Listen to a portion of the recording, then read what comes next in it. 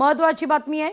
अजितदादांचा विमान अपघातात निधन झालं आणि त्यानंतर आता सर्व स्तरातून शंका व्यक्त होतीये।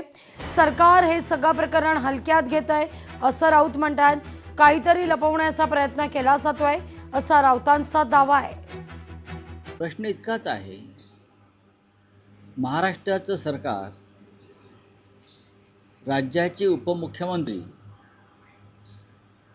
आणि महाराष्ट्रातले एक महत्त्वाचे नेते, लोकप्रिय नेते अजित पवार यांचा अपघात, ज्याला सरकार अपघात म्हणते, आम्ही म्हणत नाही, आम्ही सदोष मनुष्यवध म्हणतो, इतकं हलक्यात घेत आहे की आम्हाला आश्चर्य वाटतं आहे की जो आक्रोश मुख्यमंत्री, दुसरे उपमुख्यमंत्री वगैरे लोकांना फुटला किंवा अमित शहाना जो आक्रोश फुटला होता त्या दिवशी, तो खरा की खोटा?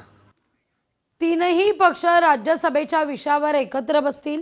शरद पवार निवडणूक लढवणार आहेत।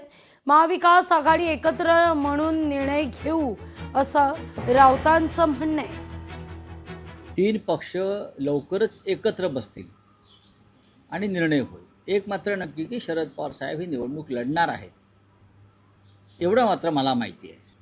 कालच मी पवार साहेबांच्या प्रकृतीची चौकशी करण्यासाठी मी इस्पितळात फोन केला। त्यांच्याने माझा एक वेगळ्या प्रकारे संवाद झाला।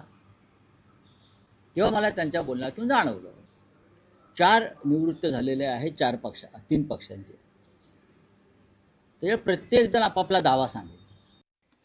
मुंबईतील परिवहन सेवा खासगी कंत्राटदारांच्या हातात जाण्याची शक्यता आहे। बेस्टकडे स्वतःच्या मालकीच्या केवळ 249च बसेस आहेत। कंत्राटावरील 2500 बसेसच्या जीवावर बेस्टची सेवा सुरू आहे। बेस्टच्या मालकीच्या बस संख्येत झपाट्यानं घट होतीये।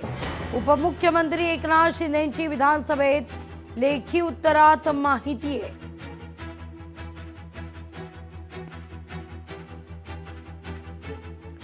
राज्यातील भटक्या कुत्र्यांचा प्रश्न थेट विधिमंडळात जाऊन पोहोचतोय।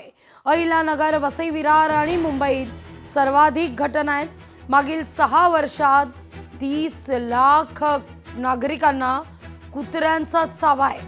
कुत्र्यांच्या या हल्ल्यात रेबीजनं 2012 ते 23 या काळात 30 जणांचा मृत्यू आहे।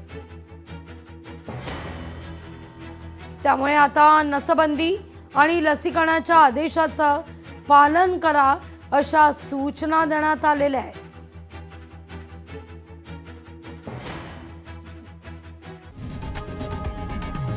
लोकशाही मराठी ऐका, पहा, जागरूक रहा।